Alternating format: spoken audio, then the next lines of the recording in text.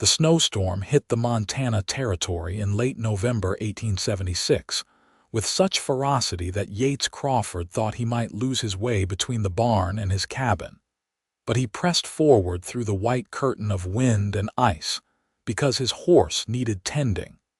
And a man did not abandon his responsibilities, no matter how harsh nature became.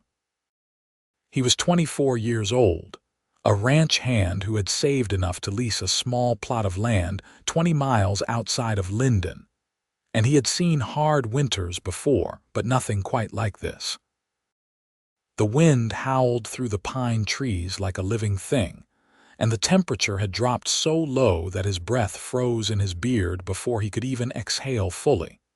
He was heading back to the cabin, his head down against the wind, when he heard it, a sound that did not belong to the storm. A crying, mewling noise that cut through the shriek of wind. Yates stopped, listening hard.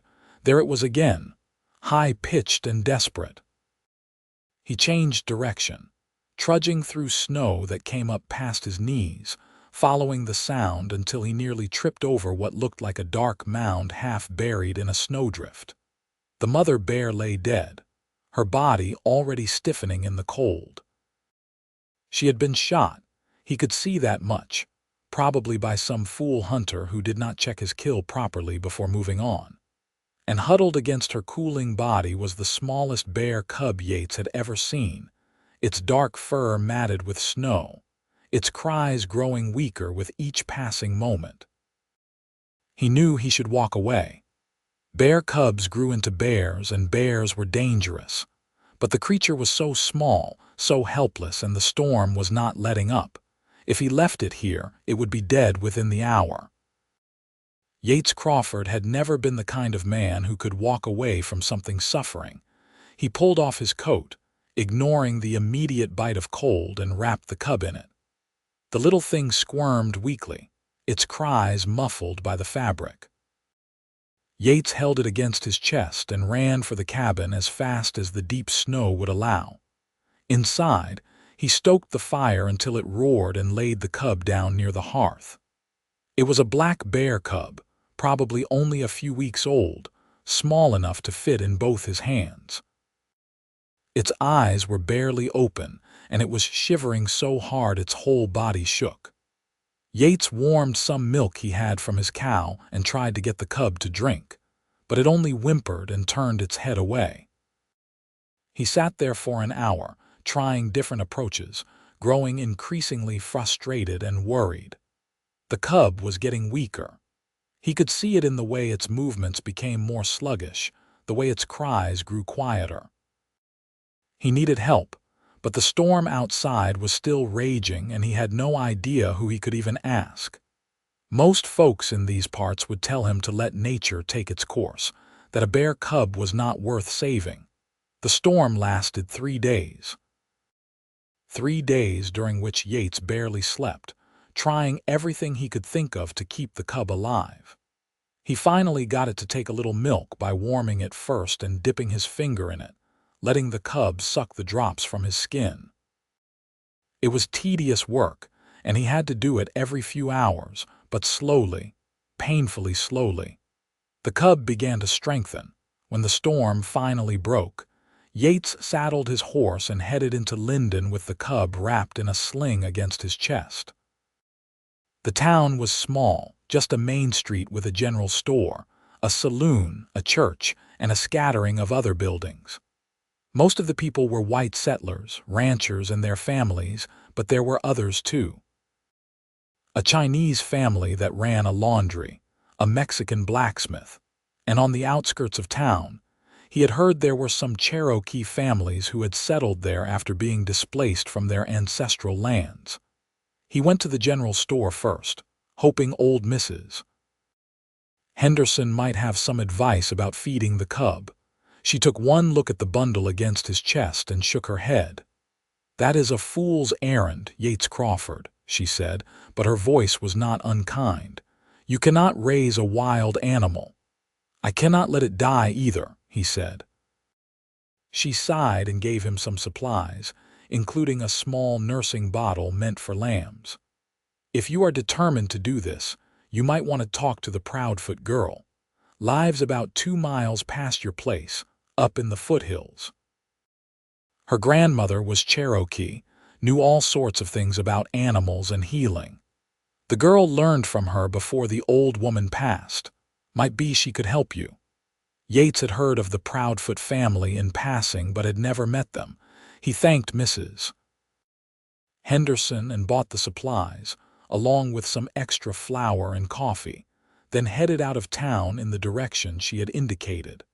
The ride took him past his own cabin and further up into the hills where the pine trees grew thick and the land became rougher. He found the place just before dusk. It was a small cabin, well built and solid, with smoke rising from the chimney. A deer carcass hung from a tree nearby, and he could see a vegetable garden that had been put to bed for the winter. Someone knew what they were doing out here. He dismounted and approached the cabin, the cub starting to fuss against his chest. Before he could knock, the door opened, and a young woman stood there with a rifle in her hands, not pointing at him but held ready. "State your business," she said, and Yates found himself momentarily speechless.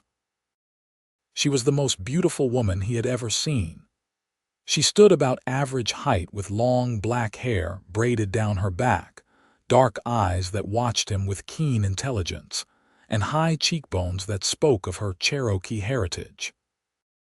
She wore a simple dress with a heavy wool shawl wrapped around her shoulders and practical boots. She looked to be around his age, maybe a year or two younger, and there was a strength in the way she held herself that commanded respect. "I am Yates Crawford," he managed. "Mrs. Henderson in town said you might be able to help me. I found a bear cub orphaned in the storm. Its mother was shot and left to die. The cub is hanging on but barely. I do not know how to care for it properly." Her expression shifted from wariness to concern. She leaned the rifle against the door frame and stepped forward. "Let me see."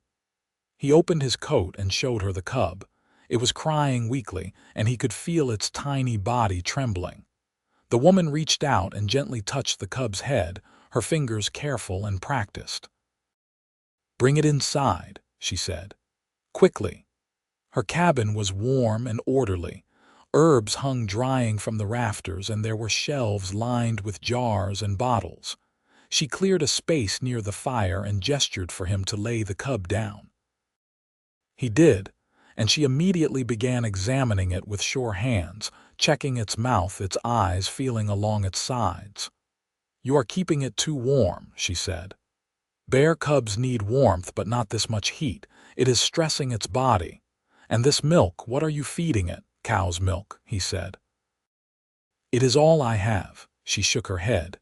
"That will not work for long. Bear cubs need something richer. I can make a mixture that will be better." She glanced up at him, and he saw approval in her eyes. "You did well to keep it alive through the storm. Most men would not have tried." "I could not leave it to die," he said. "I am Aiyana Proudfoot," she said, standing and moving to her shelves. She began pulling down jars and mixing things in a bowl. "I learned healing from my grandmother.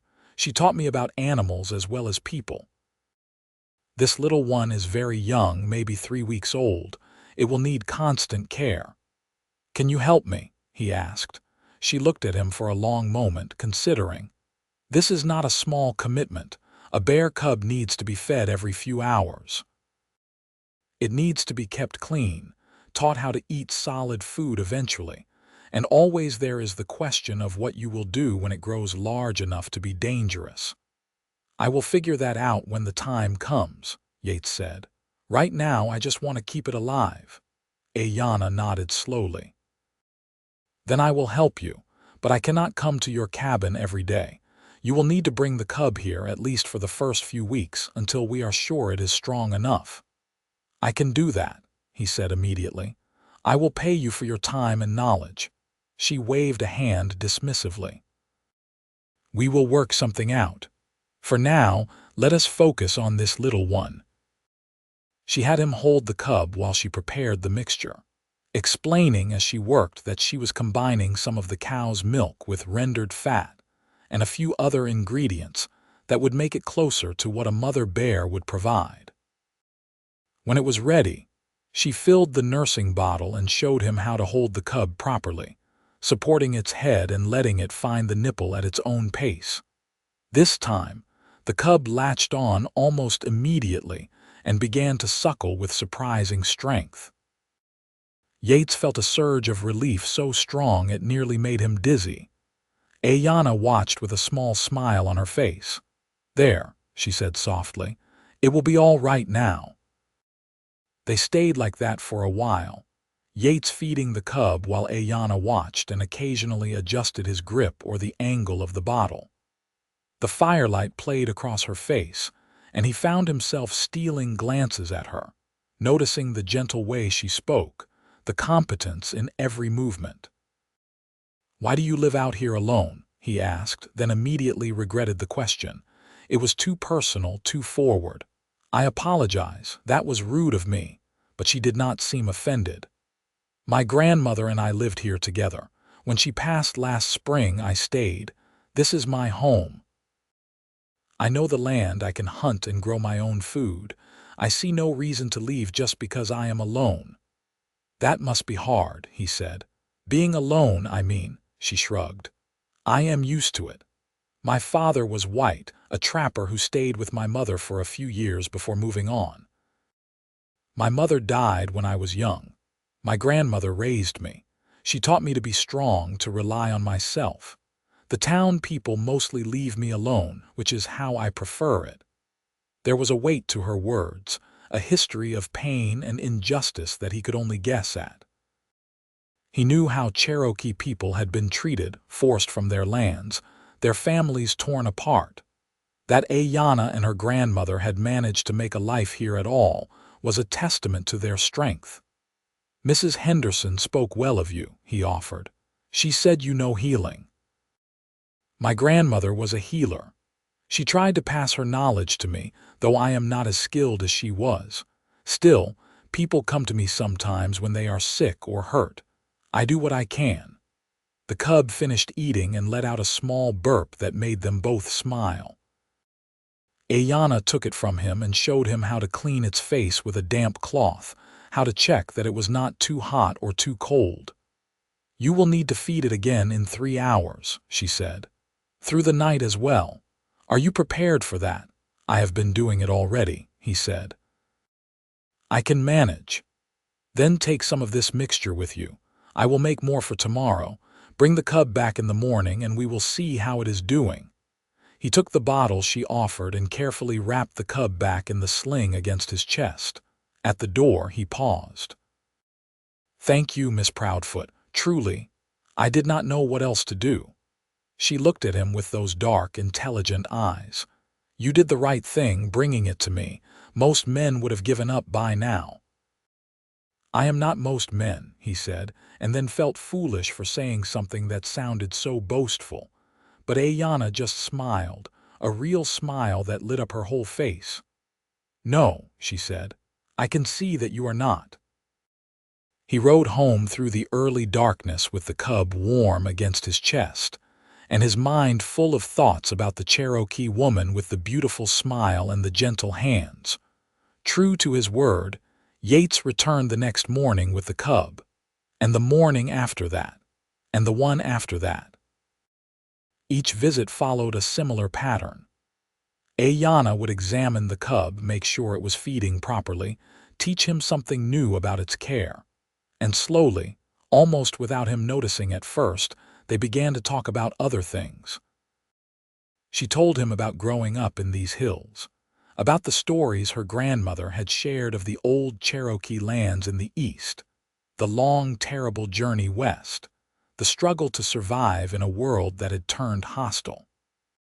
She spoke of it matter-of-factly, without self-pity, but Yates could hear the anger beneath her words, the grief for all that had been lost. He told her about his own life, growing up on a farm in Missouri, losing his parents to illness when he was 17, making his way west with nothing but a horse and his determination to build something of his own. They were both survivors, he realized. Both people who had known loss and hardship and had chosen to keep going anyway. The cub grew stronger under their combined care. Within a week, it was much more active, crawling around the cabin and making little grunting sounds that Aiyana said were normal for a healthy cub. She named it Shadow because of its dark fur, and Yates found he liked the name. "What will you do when it is grown?" Aiyana asked one morning as they watched Shadow tumble around on the floor, playing with a piece of rope Yates had brought. "You cannot keep a full-grown bear at your cabin." "I know," he said. "I have been thinking about that. Maybe when it is old enough to survive on its own, I can release it back into the wild." "Maybe," she said, but she sounded doubtful. "A bear that has been raised by humans may not know how to be a bear. It could be dangerous for the bear and for people." "Then I will figure something else out," he said. "I did not save its life just to have it end badly." She looked at him with something like approval. "You have a good heart, Yates Crawford." He felt his face warm at the compliment. "I am just doing what seems right." "That is more than most people do," she said quietly. As the weeks passed and winter deepened, Yates found himself looking forward to his daily visits to Aiyana's cabin more than he wanted to admit. It was not just about Shadow anymore, though the cub was thriving under their care. It was about her. The way she laughed when Shadow did something particularly silly. The way she moved around her cabin with such confidence and grace. The way she listened when he talked, really listened, as if what he said mattered. He found himself staying longer each visit, helping her with chores around the cabin. He chopped wood for her, hauled water from the stream even though it meant breaking through ice, helped her check her trap lines. She never asked him to do these things, but he offered and she accepted, and a comfortable partnership developed between them. One day in early January, a particularly harsh storm rolled in while he was at her cabin. They had been working together to teach Shadow to eat some solid food, mixing small pieces of cooked fish into the milk mixture. The cub was now 8 weeks old and growing rapidly, its fur thick and glossy, its movements more coordinated. "You should stay," Aiyana said, glancing out the window at the darkening sky. "That storm looks bad.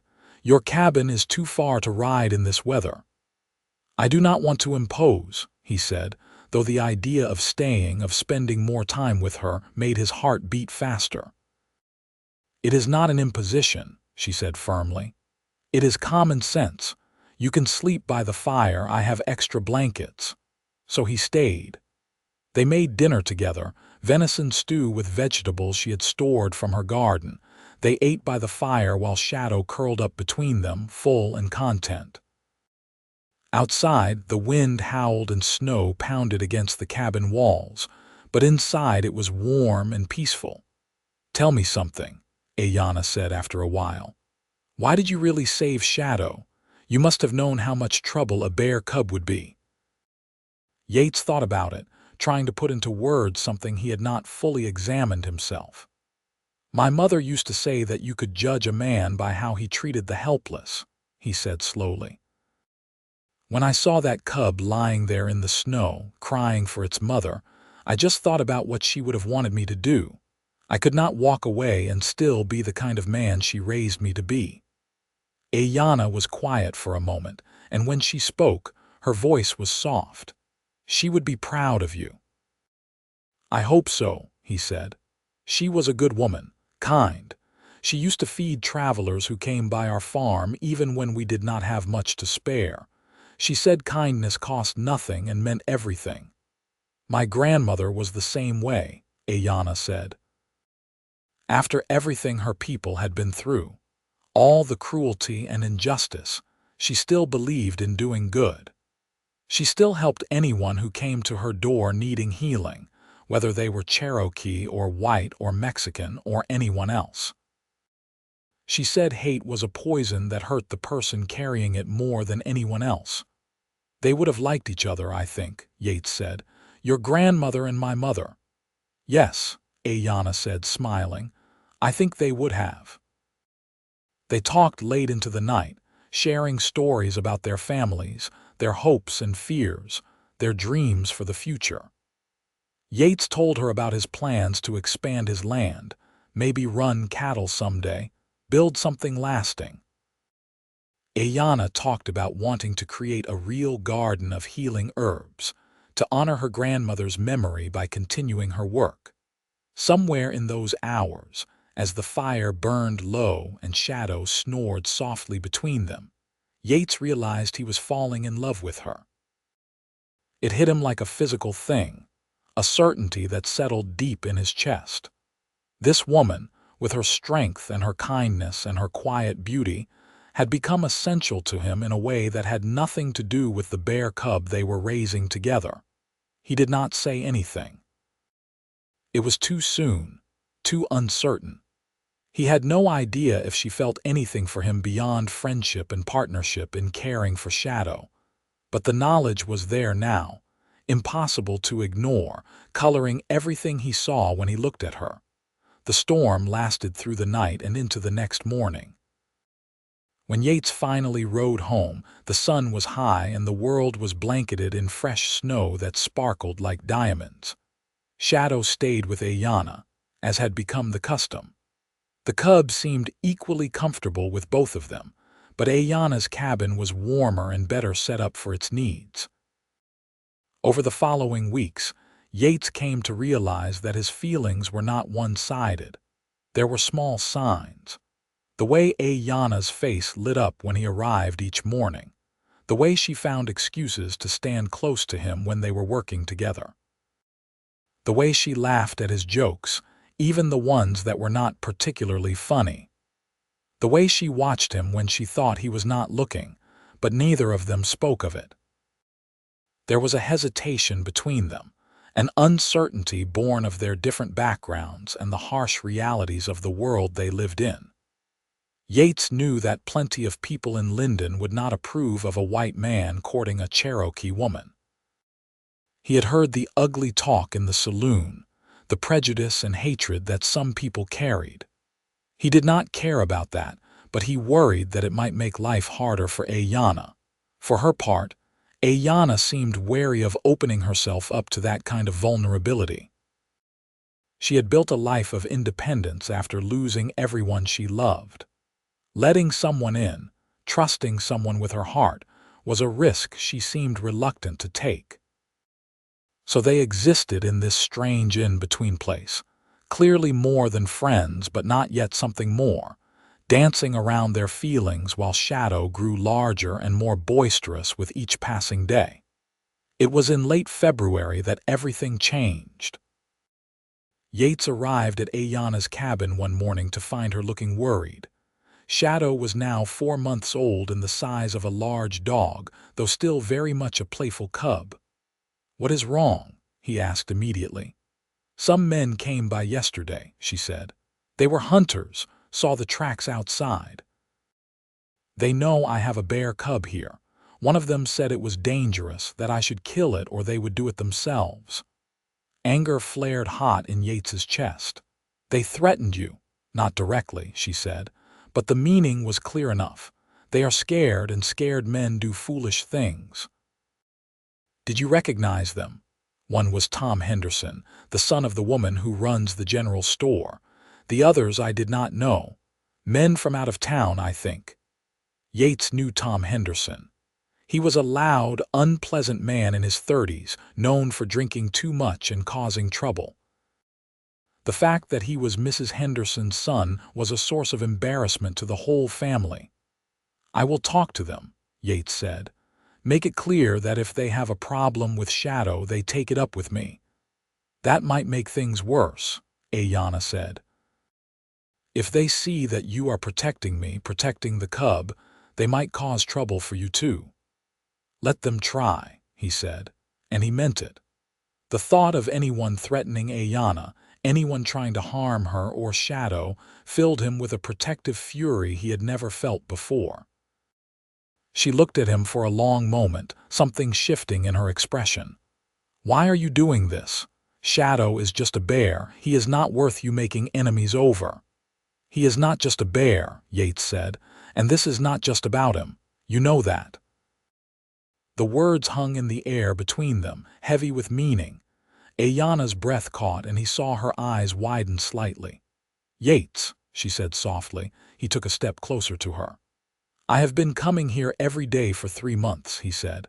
"At first, yes, it was about Shadow, but not anymore. It has not been about just the cub for a long time now." "What is it about then?" she asked, even though he could see in her eyes that she already knew.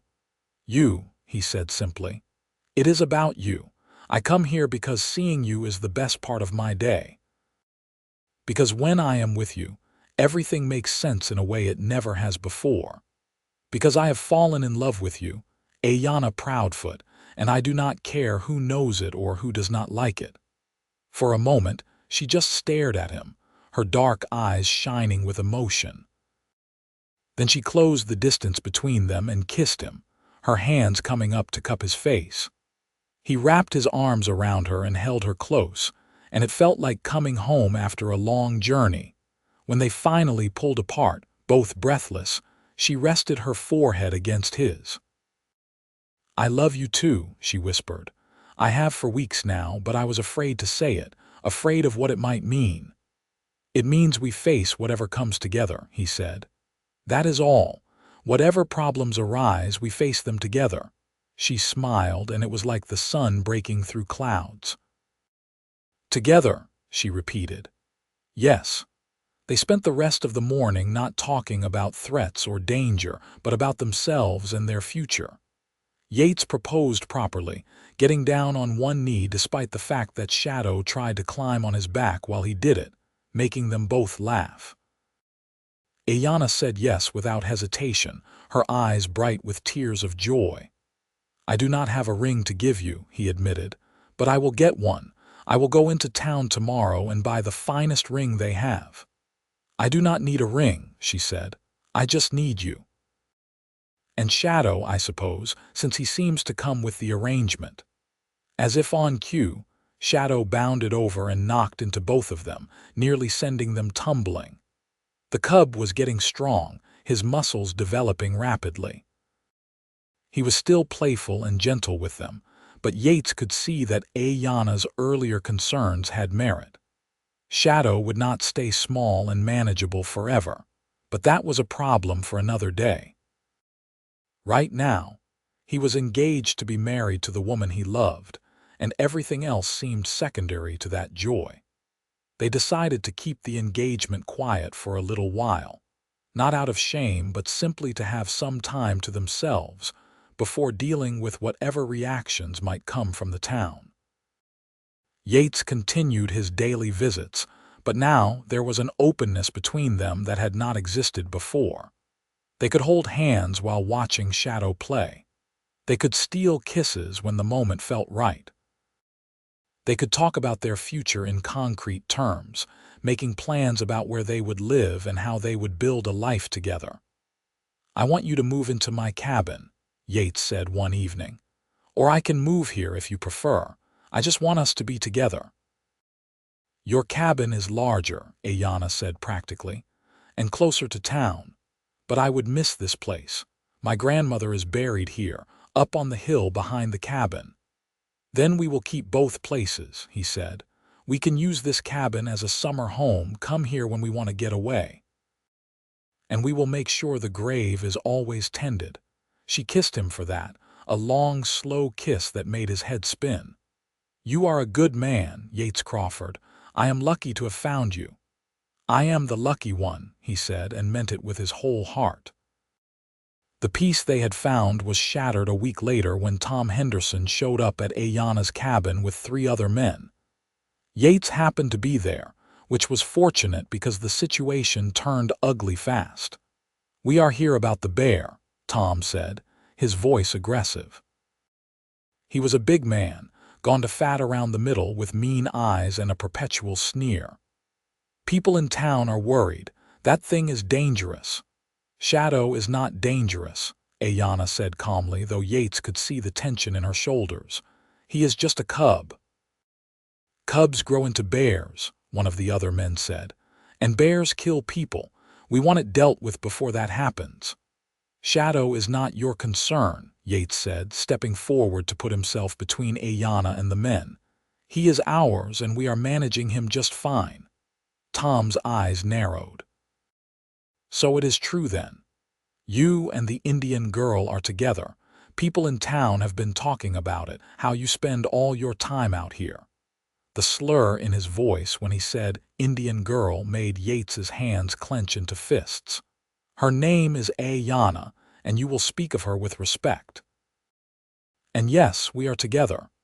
We are engaged to be married, in fact. Is that a problem for you? The men exchanged looks, and Yates could see the ugly prejudice in their expressions. That is not right, one of them muttered. Mixing like that, it is not natural. What is not natural is you coming onto private property and making threats, Yates said, his voice hard. Now I suggest you leave before this gets out of hand. Or what? Tom said, taking a step forward. You will fight all four of us. If I have to, Yates said, not backing down. The tension stretched tight as a wire. Yates was aware of Aiyana behind him, could hear Shadow growling from inside the cabin. The cub had grown protective of them both, and though he was still young, he was large enough now to be intimidating when he wanted to be. Then a new voice cut through the standoff. I think you boys should do what the man says and leave. They all turned to see an older man on horseback, a rifle resting across his saddle.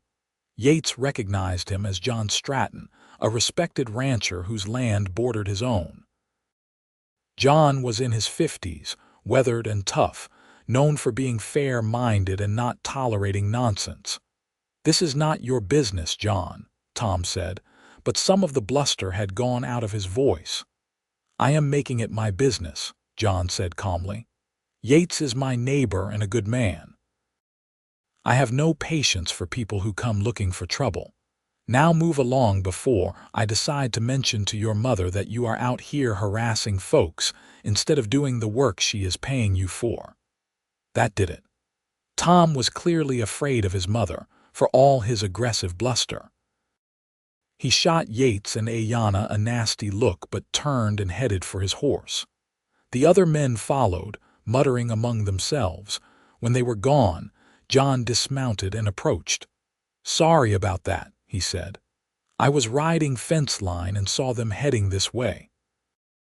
Figured they might be up to no good. Thank you, Yates said, shaking the older man's hand. I appreciate you stepping in. John nodded, then looked at Aiyana. You are the healer girl, are you not? Your grandmother tended my wife when she was sick a few years back. Helped her when the town doctor had given up. I owe your family a debt. My grandmother was glad to help, Aiyana said quietly. Well, I am glad to return the favor, John said. He glanced back in the direction the men had gone. Those boys are nothing but trouble. If they come around again, you let me know. And congratulations on your engagement. Do not let small-minded fools tell you who you can and cannot love. After John left, Yates and Aiyana stood together in the yard, both shaken by the confrontation. Shadow came bounding out of the cabin and pushed his head against Aiyana's legs, whining softly. She reached down to comfort him. This is going to be harder than I thought, she said softly. The prejudice, the hatred, I knew it would be there, but experiencing it is different. We will face it, Yates said, pulling her close. Together, remember, we will not let them drive us apart or make us ashamed of what we have. I am not ashamed, she said fiercely. I am proud to love you, I just wish the world was different. Me too, he said. But we can only control our own actions, not other people's. And I choose to love you and build a life with you, no matter what anyone else thinks. They went inside and spent the evening making plans. They decided it was time to move forward with the wedding to make their commitment official. They would do it simply, with just a few witnesses, and they would not let fear or prejudice dictate their timeline. Yates went into town the next day and made arrangements with the preacher, a kind man named Reverend Walsh, who agreed to marry them without any of the judgment Yates had feared. He also bought a simple gold ring from the general store, Mrs. Henderson smiling warmly as she wrapped it for him. "I heard about Tom and his friends going out there," she said quietly. "I am sorry, Yates. My son is a disappointment to me. But there are plenty of good people in this town who will not judge you for who you choose to marry. Do not let the loud, hateful ones make you think they speak for everyone." Her words meant more than she probably knew. Yates thanked her and headed back to Aiyana's cabin, his heart full of plans and hope, despite the challenges they faced. They were married on a clear, cold day in March 1877, with Reverend Walsh officiating and John Stratton and his wife serving as witnesses. Aiyana wore a simple blue dress she had made herself, and Yates wore his best clothes, brushed clean and pressed. Shadow attended too, sitting surprisingly still throughout the brief ceremony as if he understood the importance of the moment. When the Reverend pronounced them husband and wife, Yates kissed Aiyana and felt like the luckiest man alive. She was his now, officially and forever, and nothing anyone said or did could change that. They had a small celebration at John Stratton's ranch, where his wife Mary had prepared a meal. It was simple but perfect, just the five of them sitting around a table sharing food and conversation. Mary was a kind woman who treated Aiyana with genuine warmth, and Yates could see his new wife relax in the face of such acceptance. "You are always welcome here," Mary said as they were leaving. "Both of you. And that bear too, I suppose, though I would prefer he stay outside." They all laughed, and it felt good to end the day on such a positive note. Yates and Aiyana spent their wedding night at her cabin, with Shadow sleeping contentedly by the fire. It was everything Yates had hoped for and more, a perfect beginning to their life together. Aiyana was passionate and tender by turns, and when they finally fell asleep wrapped in each other's arms, Yates felt a peace he had never known before. The next few months were a process of adjustment and combination. They decided to live primarily at Yates's cabin, as they had discussed, but they went to Aiyana's place regularly to check on things and tend her grandmother's grave. Yates built a larger enclosed area for Shadow, who was now 6 months old and getting too big to have free run of the cabin. The cub was remarkably gentle despite his size, but he was also strong and clumsy, and more than once he accidentally knocked something over or broke something with his playful roughhousing. Aiyana had been teaching him basic commands, and to Yates's surprise, Shadow learned them quickly. He would sit on command, stay when told and come when called. It was clear the cub was intelligent, but it was also clear that he was becoming more of a handful with each passing week. "We need to decide what we are going to do with him long term," Aiyana said one evening as they watched Shadow wrestle with a log in his enclosure.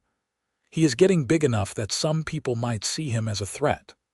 "I know," Yates said. "I have been thinking about it. There is a valley about 10 miles from here, deep in the mountains. Lots of game, water, good denning sites. Maybe when he is a little older we could start taking him there, let him explore, see if he starts to show interest in being wild." "And if he does not?" she asked. "If he wants to stay with us, then we will figure something else out," Yates said. "But we have to give him the chance to choose, I think, to be what he is meant to be." Aiyana nodded, her expression thoughtful. She reached over and took his hand, lacing her fingers through his. "I love that you care so much," she said. "About Shadow, about me, about doing the right thing. It is one of the many reasons I love you." He squeezed her hand. "The feeling is mutual, Mrs. Crawford." She smiled at the name. She had taken his last name, though she had worried at first that it meant giving up part of her Cherokee identity. Yates had assured her that she could be Aiyana Proudfoot Crawford, keeping both names, keeping all of who she was. In the end, she had decided to use Crawford in town where it made life simpler, but among friends and in her own mind, she kept Proudfoot alive. Life settled into a comfortable rhythm. Yates worked his land, planting crops and tending his few head of cattle. Aiyana kept up her healing work, with people occasionally coming to the cabin seeking help. Word had spread about her marriage, and while some people in town turned cold and judgmental, others surprised them by being accepting or even supportive. There were incidents, of course. A few times, they received hostile looks or comments when they went into Linden together. Once, someone threw a rock through their window with a note telling them to leave, but there were also moments of unexpected kindness. Mrs. Henderson always greeted them warmly at the general store.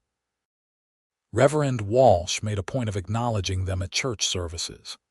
And John and Mary Stratton became genuine friends, visiting regularly and making it clear they supported the marriage. Shadow continued to grow, and by his first birthday in November 1877, he weighed over 100 pounds. He was no longer a cute cub but a young bear, powerful and potentially dangerous despite his gentle nature with them. Yates and Aiyana began taking him on longer trips into the wilderness, letting him explore and forage, teaching him skills he would need to survive on his own. It was bittersweet, preparing to let him go. Shadow had been the catalyst that brought them together, and they both loved him deeply. But they also knew that keeping him confined or dependent on them was not fair to him. He deserved to live as a bear should live, free and wild. On a cold day in late November, a full year after Yates had found Shadow in the snow, they took him deep into the mountains to the valley Yates had scouted. They had been coming here regularly for months, and Shadow knew the area well. He had started showing more interest in foraging on his own, in exploring without staying close to them. "This is it," Aiyana said softly as they watched Shadow dig enthusiastically in the snow, looking for roots or insects. "He is ready." "Are we?" Yates asked. She leaned against him. "No. But that does not matter. He needs this." They spent the day with Shadow, playing with him one last time, making sure he ate well. As evening approached, they prepared to leave. Shadow followed them at first, as he always did, but Yates stopped and knelt down. "You have to stay now, boy," he said, rubbing the bear's massive head. Shadow leaned into the touch, making a contented rumbling sound. "This is your home now. You can be what you are meant to be. Be safe. Be strong. Remember, we love you." Aiyana was crying openly as she hugged Shadow. "Thank you for bringing us together," she whispered. "For teaching us about love and care and responsibility. We will never forget you." They stood and walked away, and it was one of the hardest things Yates had ever done. Shadow followed for a short distance, but then stopped, watching them. Yates looked back once and saw the young bear sitting in the snow, and he had to force himself to keep walking. They rode home in silence, both grieving the loss even though they knew it was right. That night, they held each other and cried and talked about all the memories they had made with Shadow, all the joy he had brought to their lives. "Do you think he will be all right?" Aiyana asked. "I think he will be fine," Yates said. "We taught him well, and he is strong and smart. He will thrive out there." "I hope so," she said. "I hope he lives a long, happy life and never knows danger or hardship." Over the following weeks, they both struggled with Shadow's absence. The cabin felt too quiet without his snuffling and grunting. The enclosure outside stood empty, a reminder of what they had lost. But slowly they adjusted. They focused on their life together, on building their ranch and their home. Winter passed and spring arrived. Aiyana discovered she was pregnant in April, and the joy of that news helped heal the ache of Shadow's absence. They were going to be parents, going to start a family. It felt like a natural progression, the next chapter in their story. "What do you hope for?" Yates asked one evening, his hand resting on her still flat stomach. "Boy or girl, I do not care," she said honestly. "As long as the baby is healthy, although I admit I would like a boy first, a son to carry on your name and maybe have your kind heart." "And if it is a girl?" he asked. "Then she will be strong and brave like my grandmother," Aiyana said. "Either way, this child will be so loved." "That is the most important thing," Yates agreed. "Love. Everything else we can figure out." One warm day in late May, they were working in the garden when they heard a sound that made them both freeze. A familiar snuffling, grunting sound. They looked up to see a large bear ambling toward them from the tree line. "Shadow," Aiyana breathed. The bear was much bigger now, easily 200 pounds, his coat glossy and healthy. He stopped at the edge of the garden and looked at them, and Yates could have sworn there was recognition in those dark eyes. "Shadow," Yates said, taking a cautious step forward. "Is that you, boy?" The bear huffed and then, to their amazement and delight, walked over and pushed his head against Yates just like he used to when he was a cub. Yates laughed and ran his hands through the thick fur, overcome with emotion. Aiyana joined them, and Shadow greeted her with the same gentle affection. "You came back," she said, tears streaming down her face. "You came back to visit us." They spent an hour with Shadow, talking to him, playing with him cautiously since he was now so much larger and stronger. He seemed happy and healthy, clearly thriving in the wild. But he also clearly remembered them, remembered the bond they had shared. Finally, Shadow pulled away and looked back at the forest. He huffed once, as if saying goodbye, and then lumbered away into the trees. Yates and Aiyana watched him go, their hearts full. "He wanted us to know he is okay," Aiyana said. "He wanted to thank us." "You think he will come back again?" Yates asked. "Maybe," she said. "I hope so. But even if he does not, we know he is well. That is enough." Shadow did come back several more times over that summer and fall. Never for long, just brief visits where he would appear at the edge of the property, let them greet him, and then disappear back into the wilderness. It became a source of wonder and joy for them, these occasional glimpses of the bear they had saved and raised. Their son was born in December 1878, 2 years to the month after Yates had found Shadow in the snow. They named him Thomas, after Yates's father, but they called him Tommy. He was a healthy, strong baby with his mother's dark hair and his father's blue eyes, and Yates fell in love with him the moment he first held him. "He is perfect," Yates whispered, cradling his son while Aiyana rested. "You are perfect." "We made him together," she said softly. "This beautiful new life. I never thought I could be this happy, Yates. After losing everyone, I thought I was meant to be alone. But you and Tommy, you are my family now, my whole world, and you are ours," he said, leaning over to kiss her forehead. "Always." Motherhood suited Aiyana. She was patient and loving with Tommy, but also practical and calm in the way she had been with Shadow. When the baby cried, she soothed him with a quiet confidence that Yates admired. When he was sick, she knew exactly what herbs to use to help him. She sang to him in Cherokee, old songs her grandmother had taught her, and Yates loved listening to her voice lilting through the cabin. Tommy was 6 months old when Shadow made his last visit. It was a warm summer evening, and Yates and Aiyana were sitting outside with the baby when the bear emerged from the trees. He was massive now, easily 300 pounds, a full-grown adult male. But when he saw them, he still approached with that same gentle curiosity.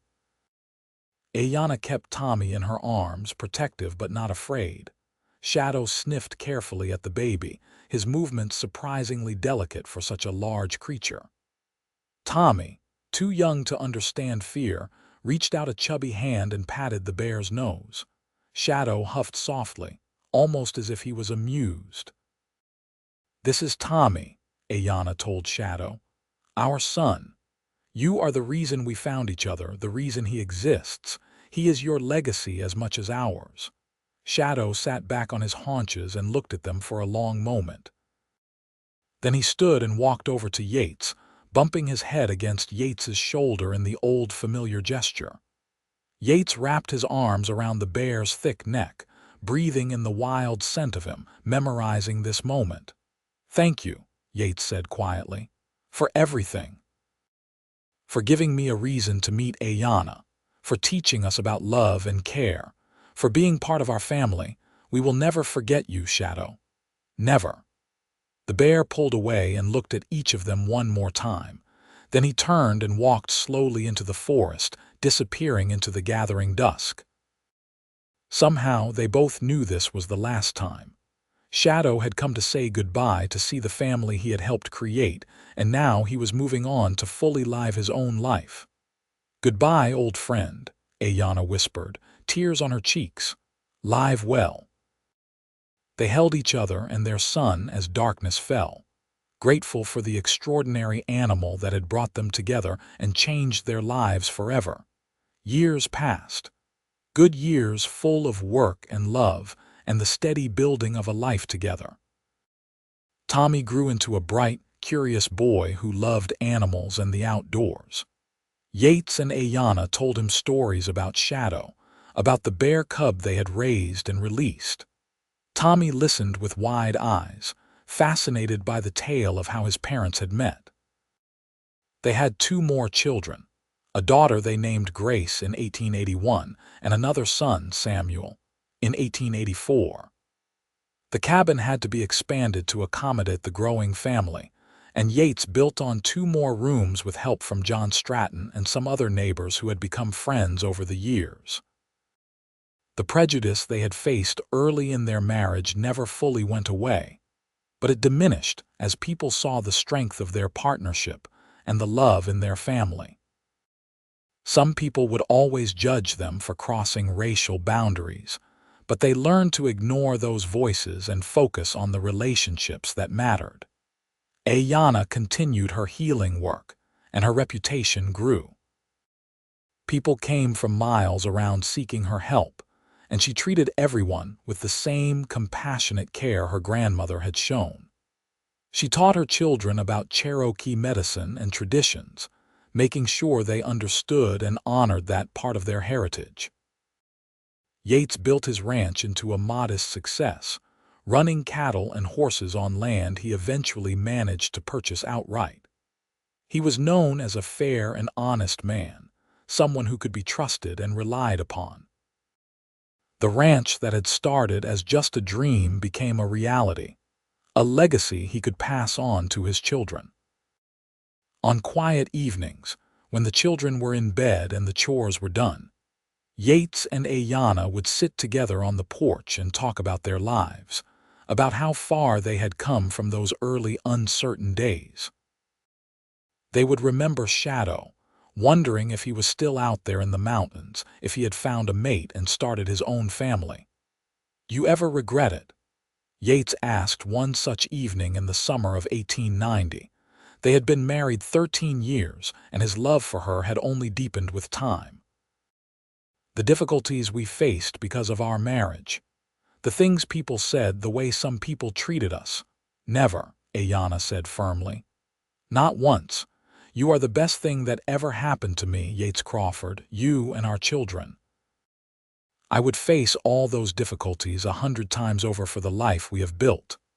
"I feel the same," he said, taking her hand. "You are my whole world, Aiyana, you and the family we have created together. I cannot imagine my life without you." She leaned her head on his shoulder. "We were so lucky," she said, "that you found Shadow that day in the snow, that you brought him to me. That tiny orphaned cub led us to each other, to this life, to all of this love. "The best thing I ever did was decide not to walk away from that cub," Yates said, "because it led me to you." They sat in comfortable silence, watching the sun set over the Montana mountains, the land they had made their home. Somewhere out there, they hoped, Shadow still roamed free and wild. And here, in the home they had built, their children slept safely, the future generations that existed because of an act of kindness on a cold winter day. Tommy was 15 now, tall and strong, already helping his father run the ranch. Grace was 9, bright and curious with her mother's gift for healing. Samuel was 6, adventurous and bold, always getting into some kind of mischief. They were good kids, raised with love and taught to value kindness and integrity above all else. "Papa," Tommy had asked just that morning, "do you think Shadow ever had cubs of his own?" "I hope so," Yates had told him. "I like to think there are bears out there in those mountains who carry Shadow's gentle spirit, his intelligence, his strength, his legacy living on just like ours." It was a comforting thought, the idea that Shadow's bloodline might continue, that the bear who had brought them so much joy had passed on his unique qualities to the next generation. Just as Yates and Aiyana were passing on their values and their love to their own children. In the fall of 1891, a young bear appeared at the edge of their property. He was smaller than Shadow had been, younger, but there was something familiar in the way he moved, the way he looked at them. Yates and Aiyana watched from a safe distance, and Aiyana gasped softly. "Do you think?" She whispered. "I do not know," Yates said, "but maybe Shadow did have cubs and this is one of them. Maybe he told them somehow that this place was safe, that we were friends." They never knew for certain if the young bear was Shadow's offspring. He visited a few times that fall, and then moved on, presumably to establish his own territory. But the possibility warmed their hearts, the thought that Shadow's story continued in ways they might never fully know. Tommy took a wife in 1895, a sweet young woman named Clara from a ranch 20 miles away. The wedding was held at the Crawford Ranch, a joyous occasion attended by friends from all over the territory. Yates and Aiyana watched their eldest son pledge his life to someone he loved, and they remembered their own simple ceremony so many years before. "We started something good," Aiyana said as they danced together at the celebration. "A family built on love, strong enough to weather anything." "Thanks to a little bear cub," Yates said, spinning her around. "And the remarkable woman who knew how to save him." Grace showed an interest in medicine and healing, studying with her mother and learning everything Aiyana could teach her. She talked about maybe going to a proper medical school someday, becoming a real doctor. It was an ambitious dream for a young woman, especially one of mixed heritage, but Yates and Aiyana encouraged her. They had learned never to underestimate what was possible with determination and courage. Samuel, meanwhile, was fascinated by horses and announced at age 13 that he was going to be a horse trainer. He had a gift for it, a natural way with the animals that reminded Yates of how Aiyana had been with Shadow. He could gentle the most skittish horse, could read their moods and needs almost instinctively. "He has your gift," Yates told Aiyana, watching Samuel work with a young stallion. "That way you have with animals, that connection. He got that from you." "Maybe," she said.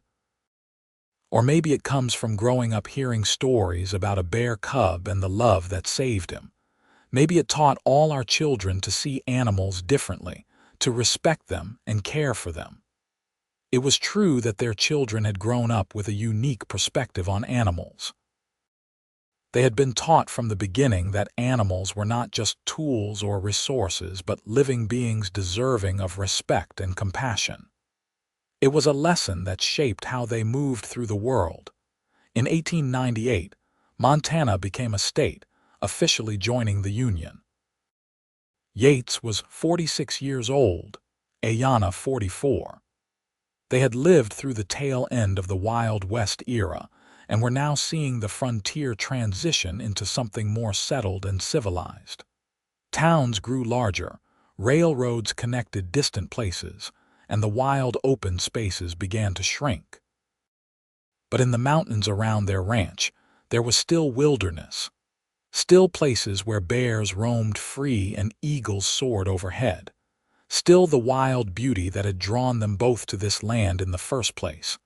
Tommy and Clara had given them 2 grandchildren by then, a boy and a girl. Grace was in her first year of medical school in Helena, defying all expectations and making her parents incredibly proud. Samuel was 17 and already building a reputation as one of the best horse trainers in the territory. "We did well," Yates said one evening as he and Aiyana sat on their porch, watching the sun set just as they had done thousands of times before. "Our children are good people, making their own way in the world. We built something that will last." "We did," Aiyana agreed. "And it all started with you choosing kindness on a cold winter day, choosing to save a life instead of walking away from it." Yates pulled her close. "I could not walk away, not from Shadow, and not from you when I realized what you meant to me.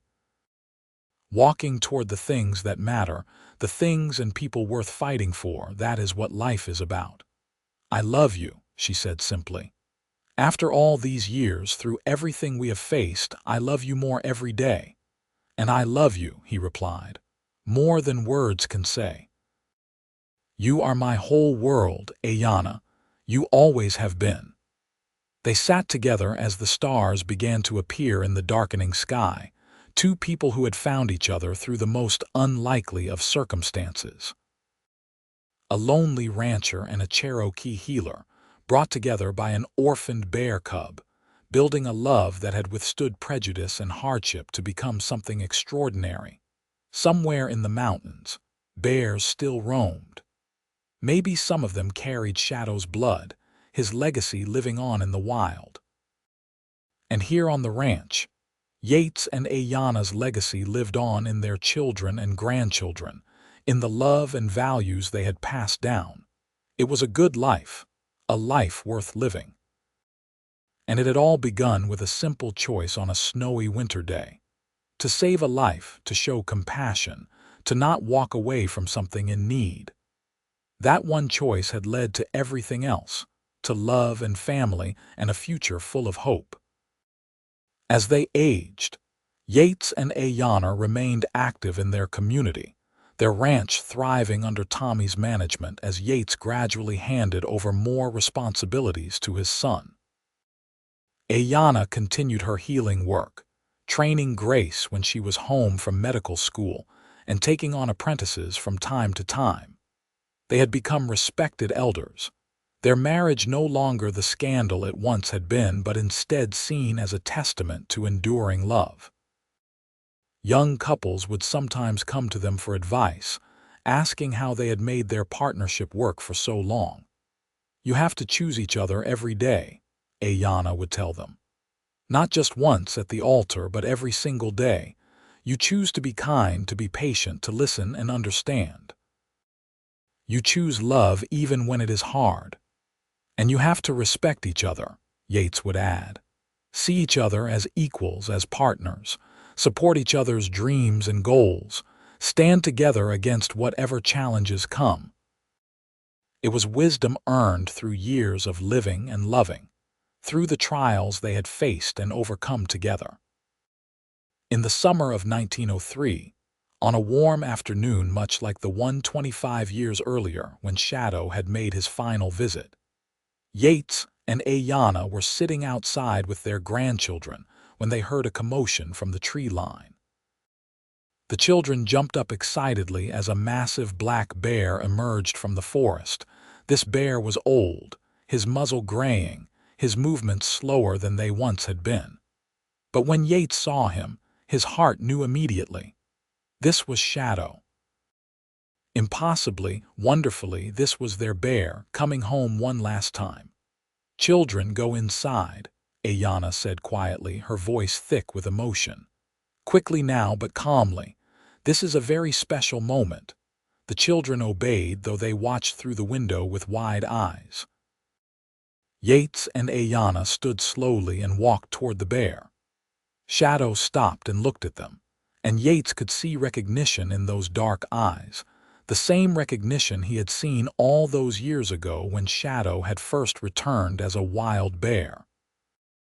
"Hello, old friend," Yates said softly, his vision blurring with tears. "It has been so long. We thought we would never see you again." Shadow moved forward slowly, his massive body still imposing despite his age. He stopped in front of them and lowered his great head.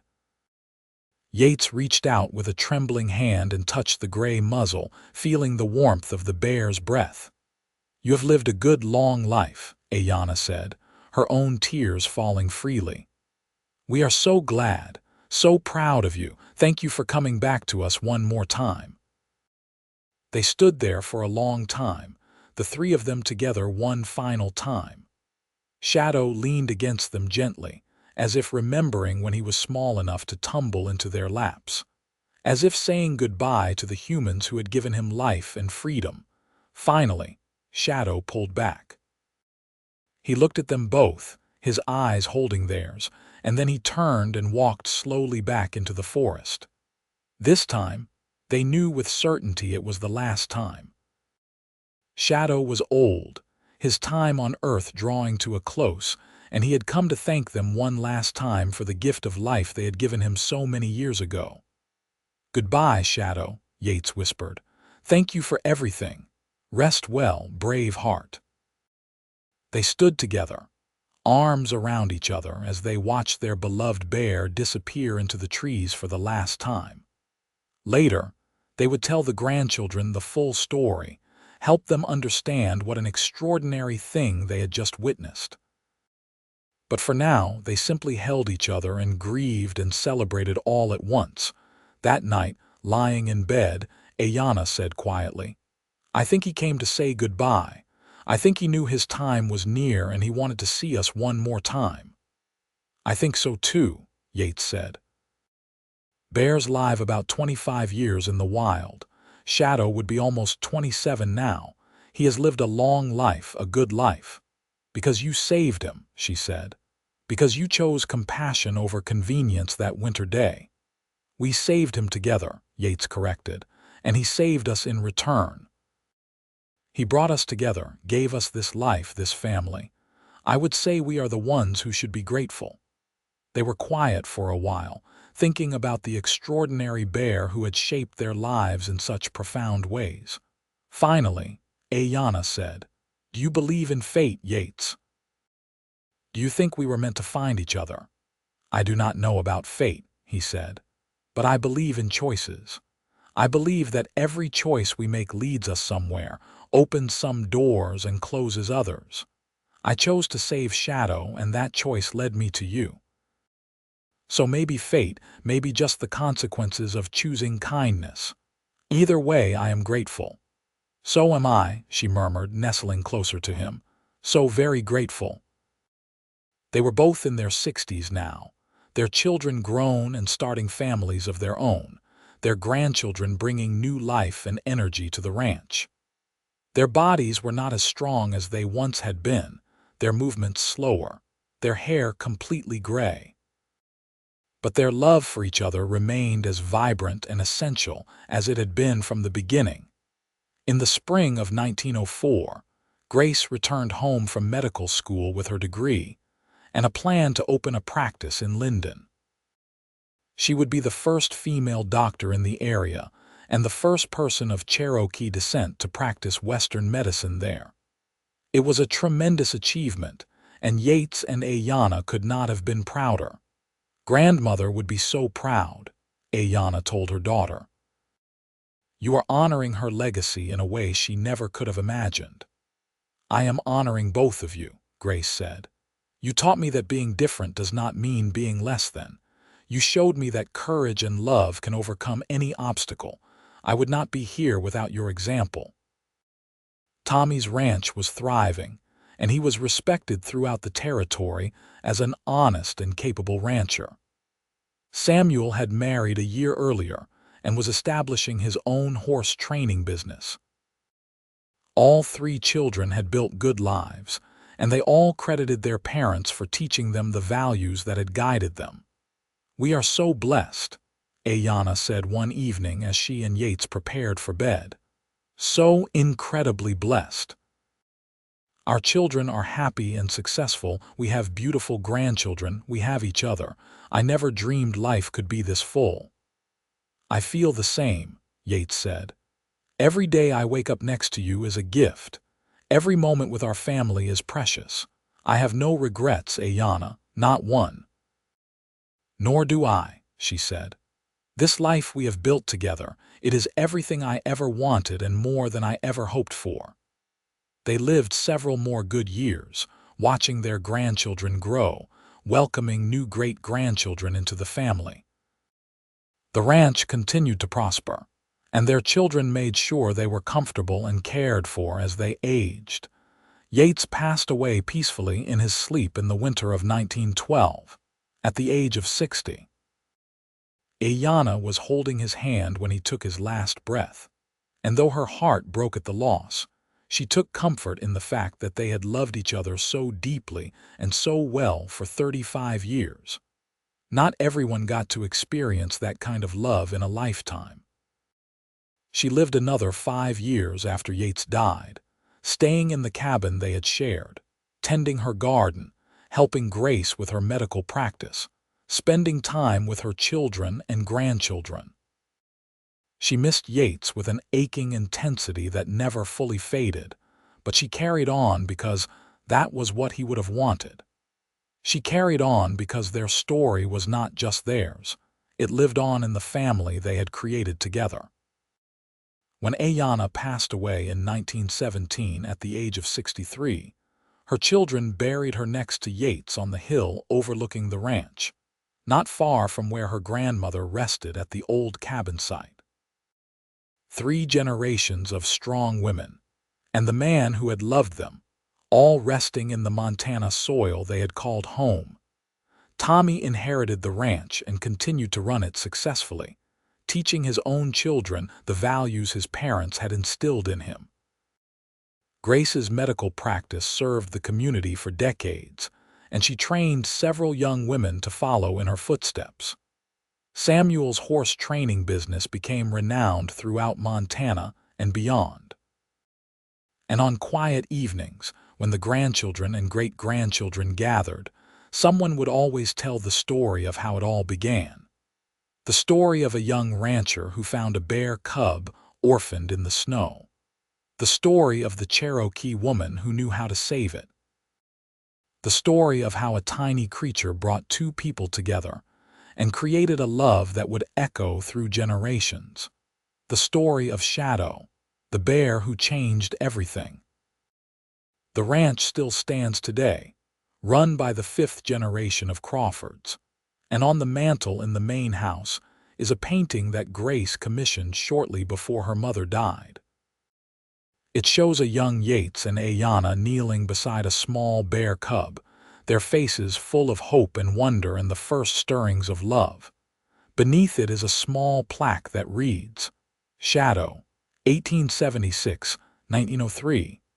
The bear who taught us that love begins with a single act of kindness." And in the mountains around the ranch, bears still roam free, living the wild life they were meant to live, just as Shadow had lived. Sometimes, ranch hands swear they have seen bears that seem unusually gentle, unusually curious about humans. Bears that will pause at the edge of the property and look toward the house as if remembering something from long ago. Maybe it is just imagination. Maybe it is wishful thinking. Or maybe, just maybe, Shadow's legacy lives on in those mountains, in the bears that carry his blood and his gentle spirit. Maybe he passed on something to his offspring beyond just genetics. Maybe he passed on the memory of the humans who loved him, the knowledge that kindness and compassion can exist between species, that love takes many forms. The Crawford family likes to think so. They like to believe that the story that began on that snowy day in 1876 continues still, written in the wild hearts of bears and in the love that binds families together across time and distance. It is a beautiful thought, a comforting thought. And whether it is true or not, the lesson remains the same, that a single moment of choosing kindness over convenience, love over fear, compassion over indifference, can change not just one life but many lives for generations to come. That is the legacy of Yates and Aiyana Crawford. That is the legacy of Shadow. And that is the legacy that their descendants carry forward into the future, teaching their own children that love is always worth fighting for, that different does not mean less than, and that every life has value and deserves to be saved. The story that began with a bear cub orphaned in the snow became a love story for the ages, a testament to the power of compassion and the enduring strength of love that crosses all boundaries.